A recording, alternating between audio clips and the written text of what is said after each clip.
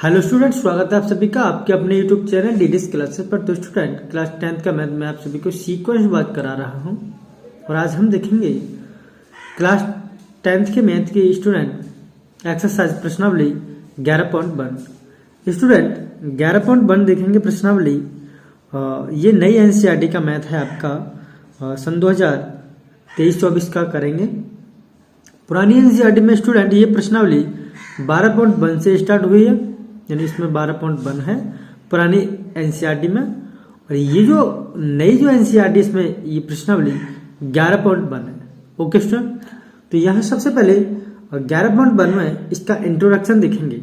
ठीक है, इस प्रश्नावली का क्या देखेंगे, इंट्रोडक्शन पार्ट देखेंगे। इंट्रोडक्शन में क्या देखेंगे स्टूडेंट, सबसे पहले बात करेंगे व्रत की। देखो, ये एक सर्कल है व्रत, राइट। ये सर्कल है व्रत और इसके बीचों बीच में ये बिंदु, ये होता है केंद्र।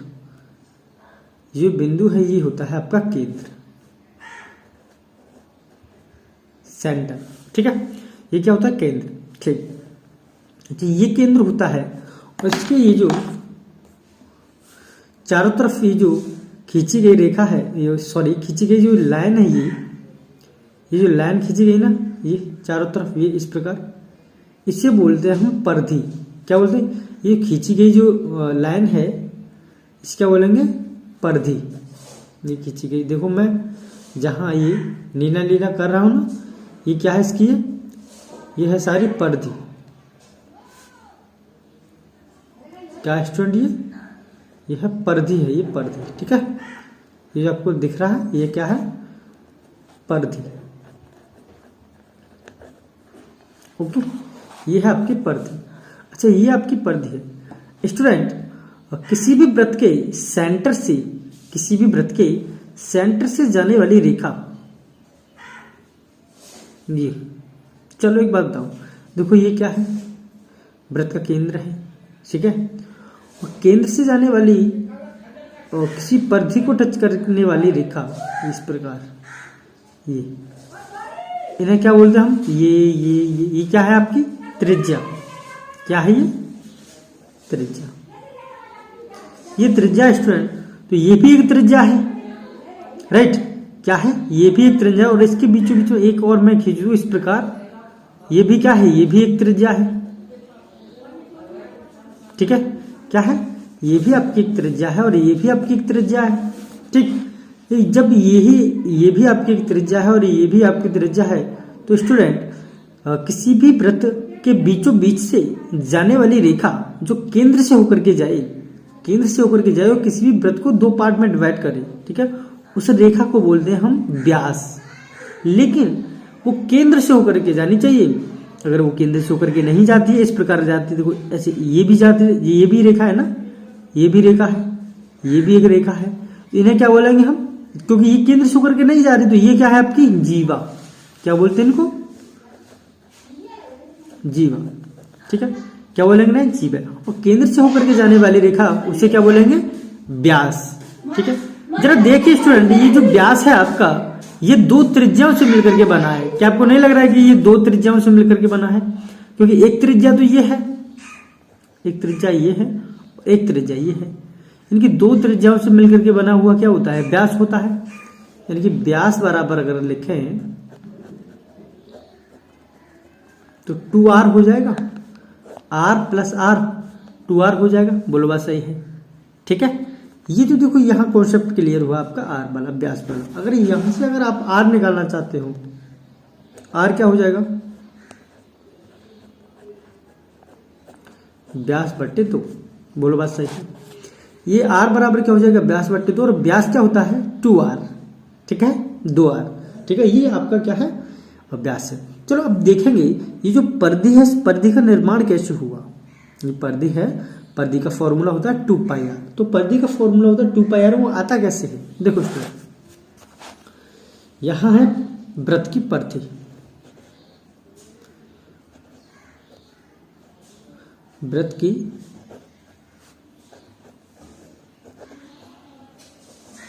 परिधि। वृत्त की परिधि, तो वृत्त की परिधि होती क्या है स्टूडेंट? तो देखो आपको होता है परिधि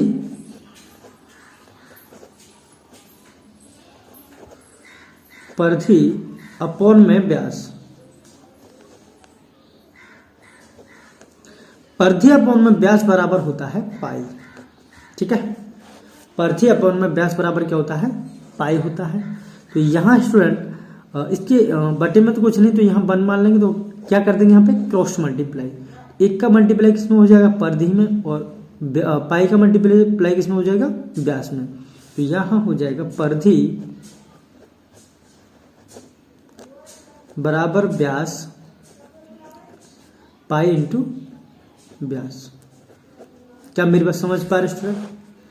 ये होता है परिधि बट्टे व्यास बराबर पाई होता है। ठीक है, तो हम अगर इसको क्रॉस मल्टीप्लाई करेंगे यहाँ से, तो परिधि बराबर क्या निकल आएगा? इसका मल्टीप्लेशन हो जाएगा, यानी कि पाई इंटू व्यास। राइट, तो परिधि बराबर क्या निकल के आ जाएगा आपका? तो परिधि बराबर निकल के आ जाएगा, तो पाई तो ये है ही है, यानी कि परिधि,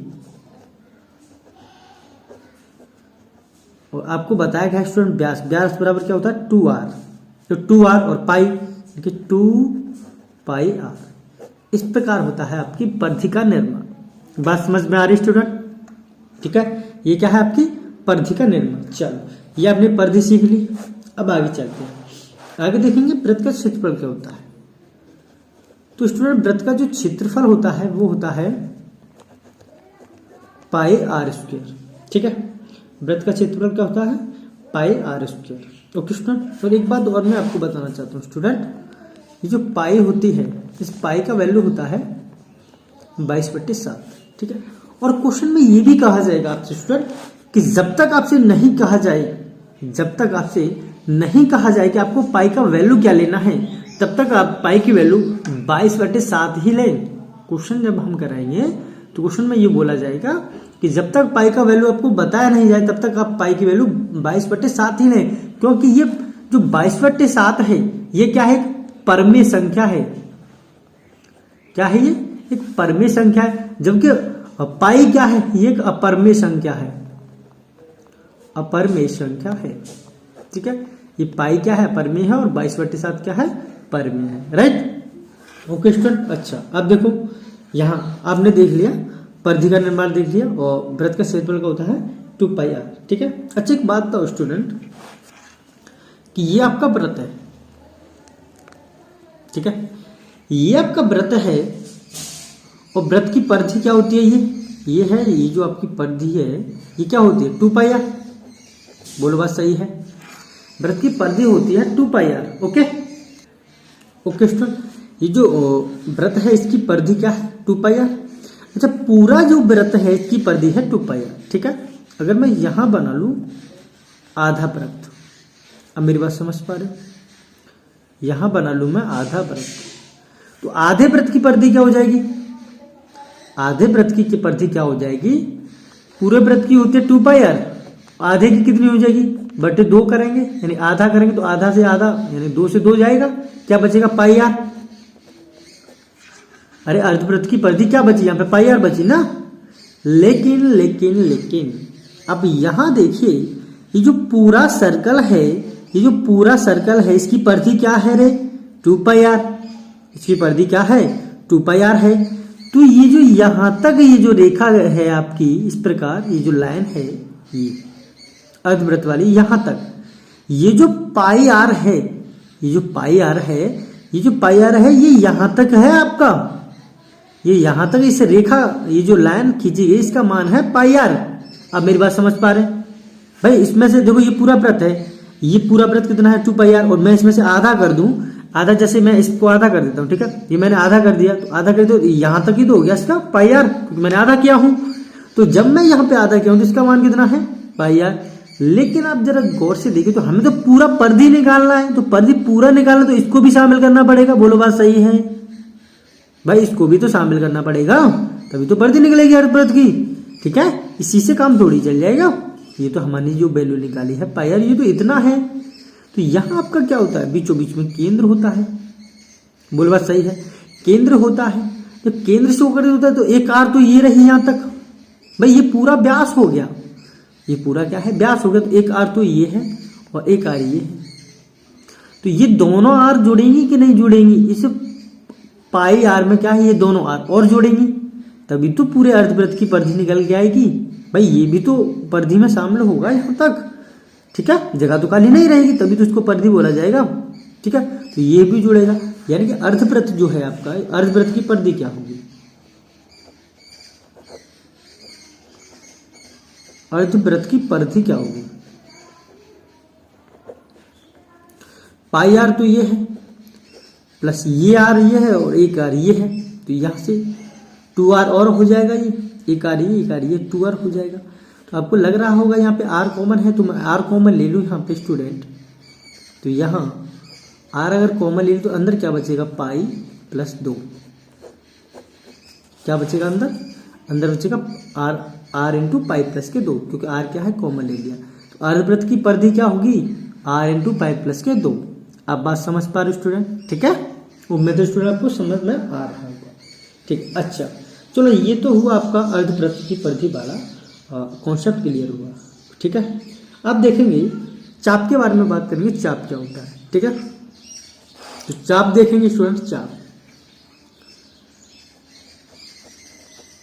अब चलते हैं चाप पर। अच्छा चाप क्या होता है स्टूडेंट?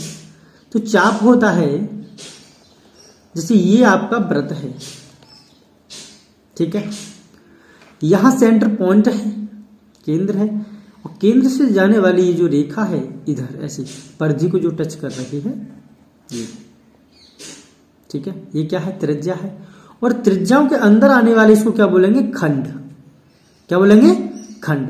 यानी कि ये जो पूरा आपका है इसको क्या बोलेंगे हम, त्रिज्या खंड। बोलो बात सही है, क्या बोलेंगे इसको, त्रिज्या खंड। इसको पूरे को बोलेंगे त्रिज्या खंड। क्या है,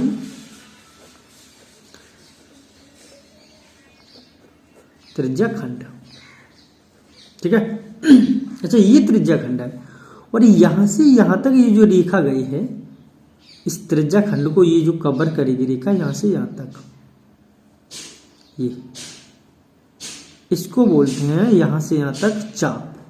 क्या बोलेंगे इसको, चाप, ठीक है। और इस चाप को निकालने का फॉर्मूला क्या है, कि चाप होती क्या है? तो चाप देखेंगे, चाप क्या होती है स्टूडेंट? तो चाप होती है आपकी, चाप निकालेंगे तो चाप का है, अगर मान लो यहाँ पे कोण क्या है आपका, थीटा है, और थीटा की जगह पे कुछ भी हो सकता है स्टूडेंट, ठीक है। इस क्वेश्चन में आपको थीटा की जगह पे कुछ भी दिया होगा, ओके स्टूडेंट। तो स्टूडेंट चाप क्या होगी इसकी, देखो यहाँ अगर यहाँ पे क्या है, थीटा के स्थान पर कुछ भी हो सकता है, राइट। तो यहाँ मान लो हमने थीटा माना है, तो अगर यहाँ थीटा है तो चाप क्या हो जाएगी आपकी, तो चाप हो जाती है स्टूडेंट आपकी थीटा अपॉन में 360 और इनटू में 2πr, इस प्रकार निकलती है आपकी चाप। अब मेरी बात समझ पा रहे हो, थीटा बराबर, और चाप को किससे दर्शाते हैं स्टूडेंट, हम चाप को दर्शाते हैं एल से, ठीक है। ये चाप है, ये जो चाप की लंबाई है यहाँ से तक, ये क्या होती है, थीटा बटे 360 और इंटू 2πr, ठीक है। ये क्या हो जाती है आपकी चाप की लंबाई। क्या है ये, चाप की लंबाई, ठीक है। क्या है, चाप की लंबाई, ठीक है, चाप की लंबाई, ठीक है। ये होता जाती है आपकी चाप की लंबाई। किससे निकालेंगे, थीटा बटे 360 इंटू 2πr। अब मेरी बात समझ पा रहे हो, ठीक है। अच्छा यहां से आपका क्लियर होता है कॉन्सेप्ट, ये चाप निकालने वाला, ठीक है। अभी क्या निकालेंगे हम, त्रिज्या खंड और निकालेंगे, ठीक है। त्रिज्या खंड का फॉर्मूला क्या होता है, देखो ये त्रिज्या खंड है, यहां लिखेंगे,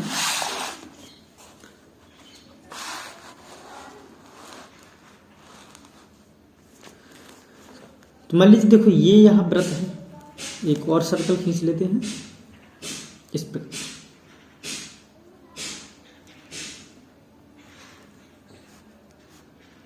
ठीक है।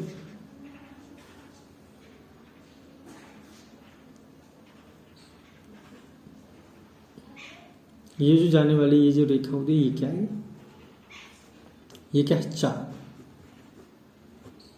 क्या है ये, चाप, ठीक है। ये चाप है, चाप को किससे दर्शाते हैं, एल से, राइट। ये आपकी चाप है स्टूडेंट। तो यहां क्या है, थीटा है, ठीक है, और ये क्या है आपका त्रिज्या खंड है ये पूरा,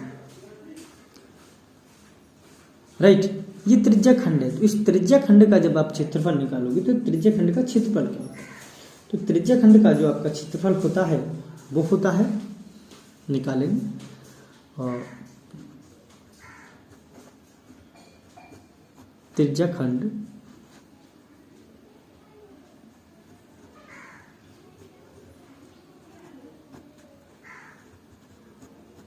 का क्षेत्र, तो त्रिज्या खंड का जो क्षेत्रफल होता है वो होता है स्टूडेंट थीटा बटे 360। 360 पूरा क्या होता है सर्कल 360 का होता है, लेकिन 360 में से किसका निकालना है? सिर्फ थीटा का मान ही तो निकालना है। अब मेरी बात समझ पा रहे हो? सिर्फ थीटा का मान निकालना है, ठीक है। 360 में से इनटू निकालना क्या है? क्षेत्रफल। तो यहाँ बस क्षेत्रफल का फॉर्मूला लगा लीजिए, पाई आर स्क्वायर। अब मेरी बात समझ पा रहे हो? थीटा, यहाँ त्रिज्या खंड क्या होता है? थीटा बटे 360 इंटू पाई आर स्क्वायर। और आपने देखा होगा परिधि क्या होती है, वो सॉरी एल क्या होती है? थीटा बटे 360 इंटू 2 पाई आर, ठीक है। ये हो गया आपका त्रिज्या खंड का क्षेत्रफल। अच्छा, ये त्रिज्या खंड हो गया स्टूडेंट। अभी क्या है, अभी आपको ये और देखना है, ये तो त्रिज्या खंड हो गया आपका, ठीक है। लघु त्रिज्या खंड या देखो ये क्या है, दीर्घ त्रिज्या खंड है, ये लघु त्रिज्या खंड है। तो जो इससी बात है ये आपका छोटा है, तो ये क्या है? लघु त्रिज्या खंड, ठीक है। अब मेरी बात समझ पा रहे हो? ये क्या है? लघु त्रिज्या खंड। अच्छा स्टूडेंट एक बात देखो, आप ये कैसे मालूम करोगे कि कौन सा त्रिज्या खंड लघु त्रिज्या खंड है और कौन सा दीर्घ त्रिज्या खंड है? तो मैं आपको बता दूं स्टूडेंट, अगर थीटा का मान, जो थीटा है, अगर थीटा का मान 180 से छोटा है, थीटा का मान 180 से छोटा है, अगर थीटा का मान 180 से छोटा है तो वहां लघु त्रिज्या खंड होगा। क्या होगा? लघु त्रिज्या खंड होगा, ठीक है।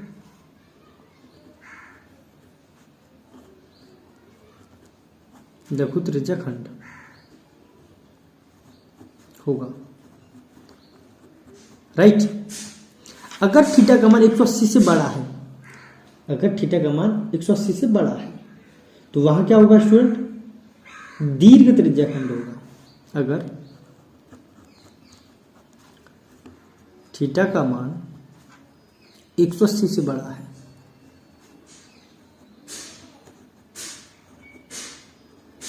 एक सौ अस्सी से क्या है? बड़ा है,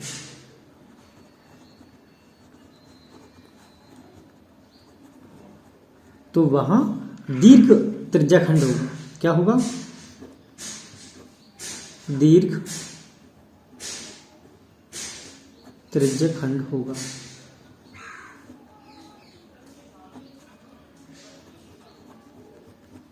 राइट। समझ गए? तो यहां क्या है? ये लघु त्रिज्या खंड मैंने आपको बताया, और ये क्या है? आपको बताया दीर्घ त्रिज्या खंड, ठीक है। अब बात करते हैं वृत्तखंड की, बात करेंगे, ठीक है। जैसे मान लो वृत्तखंड देखेंगे,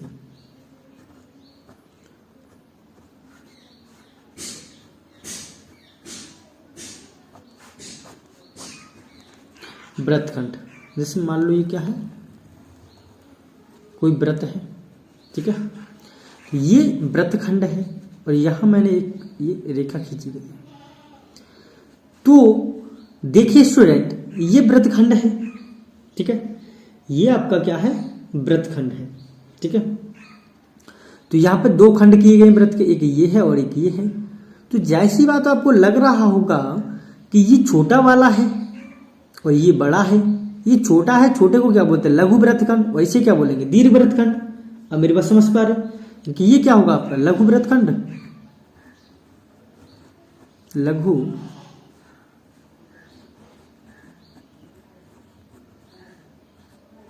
लघु वृत्तखंड। ये जो बड़ा वाला होगा यहां से यहां तक, इसे बोलेंगे दीर्घ वृत्तखंड।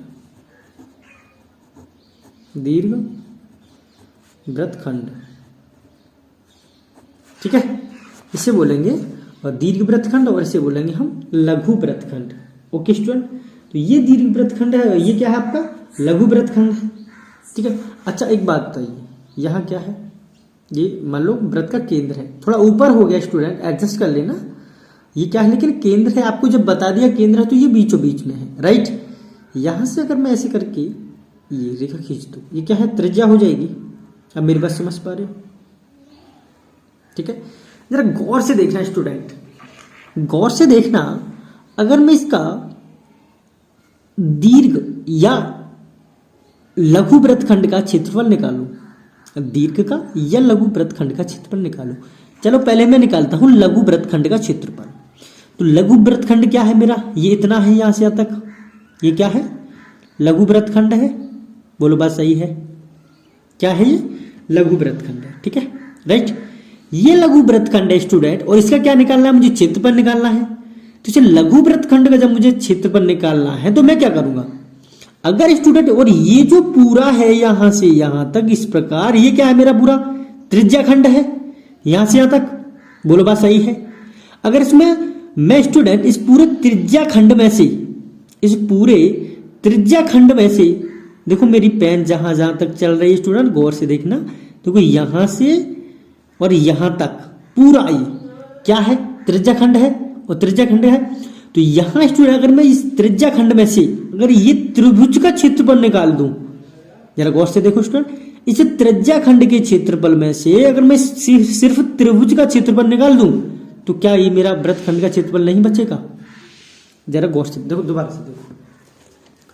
अगर स्टूडेंट ये त्रिज्या खंड में से, ये पूरा त्रिज्या खंड है, इस पूरे त्रिज्या खंड में से अगर मैं इस त्रिभुज का सिर्फ क्षेत्रफल निकालूं तो ये बचेगा कि नहीं बचेगा मेरा, जो कि क्या है, ये लघु वृत्तखंड। ठीक है, तो यहां लिखेंगे लघु वृत्तखंड का क्षेत्रफल क्या हो जाएगा स्टूडेंट, तो यहां लघु वृत्त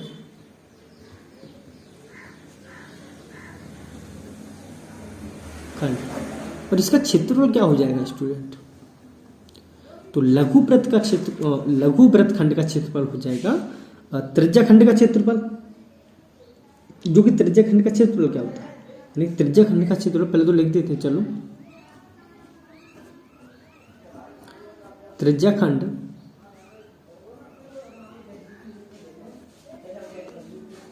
का क्षेत्रफल माइनस त्रिज्या खंड का क्षेत्रफल माइनस क्या हो जाएगा, त्रिभुज का क्षेत्रफल। ठीक है, इस त्रिभुज का क्षेत्रफल, ठीक है, त्रिभुज का क्षेत्रफल। बोलो बात सही है। ठीक है, क्या हो जाएगा यहाँ पे, त्रिभुज का क्षेत्रफल। ओके स्टूडेंट, इस त्रिभुज का क्षेत्रफल निकाल देंगे इसमें से हम। ठीक है, तो यहाँ क्या निकल के आ जाएगा आपका लघु वृत्तखंड का क्षेत्रफल। अब मेरे पास समझ पा रहे हो? ठीक है, अगर स्टूडेंट देखिए, अगर बाय द वे थीटा का मान 60 डिग्री होता है, तो अब ये भी तो आपको देखना है कि कौन सी त्रिभुज का क्षेत्रफल, यहां ये जो त्रिभुज बनेगा तो कौन सा त्रिभुज बनेगा, क्या मेरे पास समझ पा रहे हो? यहां जो त्रिभुज बनेगा, यहां थीटा का मान क्या आएगा और कौन सा त्रिभुज बनेगा, ये तो आपने बता दिया त्रिभुज का क्षेत्रफल। तो त्रिभुज का भी तो कोई निर्णय होगा कि कौन सा त्रिभुज होगा। ठीक है, देखो अगर मैं यहां लिखता हूं, अगर स्टूडेंट थीटा बराबर 60 डिग्री है यहां पे, ठीक है, यहां थीटा का मान कुछ भी हो, अगर थीटा बराबर 60 डिग्री है तो त्रिज्या खंड का क्षेत्रफल क्या होता है, त्रिज्या खंड का क्षेत्रफल होता है थीटा बटे में 360 और इंटू पाई आर स्क्वायर। ठीक है, ये तो त्रिज्या खंड का क्षेत्रफल हो गया।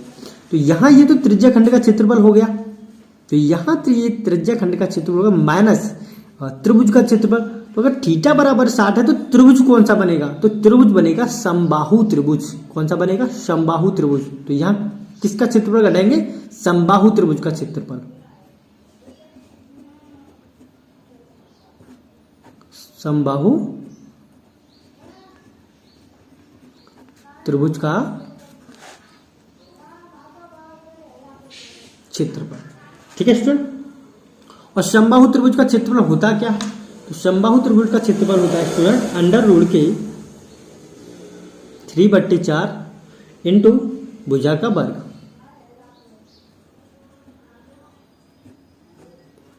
ये होता है समबाहु त्रिभुज का क्षेत्रफल, राइट। अगर स्टूडेंट, चलो थीटा बराबर 60 हो गया। बाय द वे अगर स्टूडेंट थीटा बराबर 90 हो, 90 अंश हो थीटा बराबर, ठीक है। अगर थीटा बराबर 90 अंश है तो क्या करोगे, तो फिर यहां करेंगे स्टूडेंट थीटा बटे 360 इंटू पाई आर स्क्वायर और माइनस कौन से त्रिभुज का क्षेत्रफल घटेगा स्टूडेंट, तो हम घटाएंगे समकोण त्रिभुज का क्षेत्रफल, समकोण त्रिभुज का क्षेत्रफल। किसका क्षेत्रफल घटाएंगे हम, फिर समकोण त्रिभुज का क्षेत्रफल। अब मेरे पास समझ पा रहे स्टूडेंट। और जो समकोण त्रिभुज का क्षेत्रफल होता है वो क्या होता है, समकोण त्रिभुज का क्षेत्रफल होता क्या है, समकोण त्रिभुज का क्षेत्रफल होता है स्टूडेंट 1/2 और आधार इंटू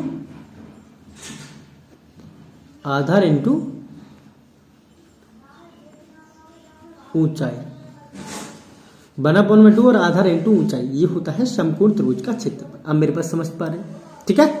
अब देखो, अब देखना ये है कि लघु वृत्तखंड का क्षेत्रफल क्या होगा और दीर्घ वृत्तखंड का क्षेत्रफल क्या होगा, ठीक है। तो स्टूडेंट चलो ये तो हो गया कि कौन सा त्रिभुज बनेगा कौन सा नहीं बनेगा। क्या आप ये जानना चाहते हो स्टूडेंट कि ऐसा सर मान बता दीजिए कि हमें ये नहीं सोचना पड़ेगा कौन सा त्रिभुज लगाना है, डायरेक्ट हम मान लगा दो उसमें, ठीक है। आपको ये सोचने की जरूरत नहीं है या समबाहु लगाए या समकोण लगाए। तो अगर डायरेक्ट निकालना चाहते हो लघु वृत्तखंड का क्षेत्रफल, तो अभी मैं क्या बता रहा हूँ, ये सब कुछ आपको लघु वृत्तखंड का क्षेत्रफल ही तो बता रहा हूँ। तो स्टूडेंट अगर डायरेक्ट आपको निकालना तो यहाँ लघु वृत्तखंड का क्षेत्रफल होगा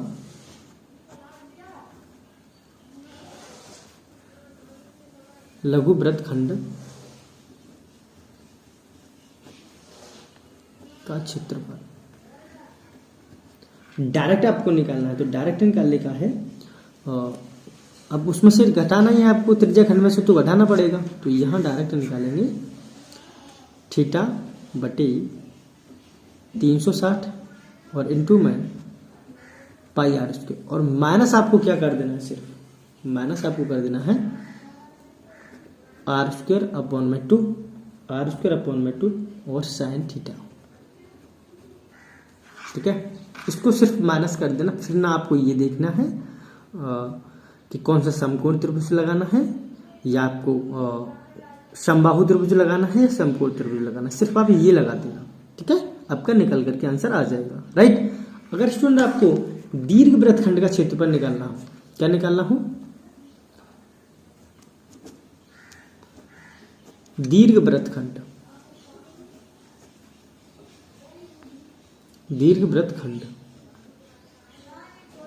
अगर दीर्घ वृत्तखंड का आपको क्या निकालना हो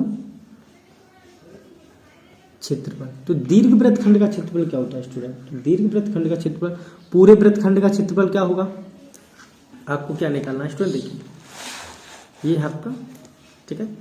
तो यहां से यहां तक आपको बताया गया था, ये क्या है इतना, अभी त्रिभुज तो मैंने अभी तो बनाया है, यहां से यहां तक क्या है, ये है आपका लघु वृत्तखंड और ये है आपका दीर्घ वृत्तखंड। अगर सुनो पूरे में से पूरा त्रिभुज का क्षेत्रफल क्या होता है, पाई आर स्क्वायर। अगर मैं पाई आर स्क्वायर में से अगर मैं इस छोटे वाले का लघु वृत्तखंड का क्षेत्रफल घटा दूं तो क्या हो जाएगा, ये मेरा और दीर्घ वृत्तखंड का क्षेत्रफल निकल आएगा, ठीक है। तो यहां लिखेंगे और दीर्घ वृत्तखंड का क्षेत्रफल क्या होगा, पूरा के क्या होता है पाई आर स्क्वायर, और पाई आर स्क्वायर में से अगर मैं स्टूडेंट लघु वृत्तखंड का क्षेत्रफल घटा दूं, लघु वृत्तखंड का क्षेत्रफल, लघु वृत्तखंड का क्षेत्रफल अगर आप घटा दोगे तो क्या निकल के आ जाएगा आपके पास, तो आपके पास निकल करके आ जाएगा स्टूडेंट और दीर्घ वृत्तखंड। ओके स्टूडेंट, तो स्टूडेंट आज ये आपका थोड़ा इंट्रोडक्शन वीडियो था, तो इंट्रोडक्शन वीडियो मैंने यहाँ तक आपको समझा दिया है। तो स्टूडेंट आगे हम करेंगे अगली नेक्स्ट वीडियो में और प्रश्नावली 11.1 का क्वेश्चन नंबर पहला देखेंगे, लेकिन क्वेश्चन नंबर पहला देखेंगे अगली नेक्स्ट वीडियो में। ये आपका थोड़ा इंट्रोडक्शन पार्ट था। तो ओके स्टूडेंट, फिर मिलता हूं अगली आपसे नेक्स्ट वीडियो में।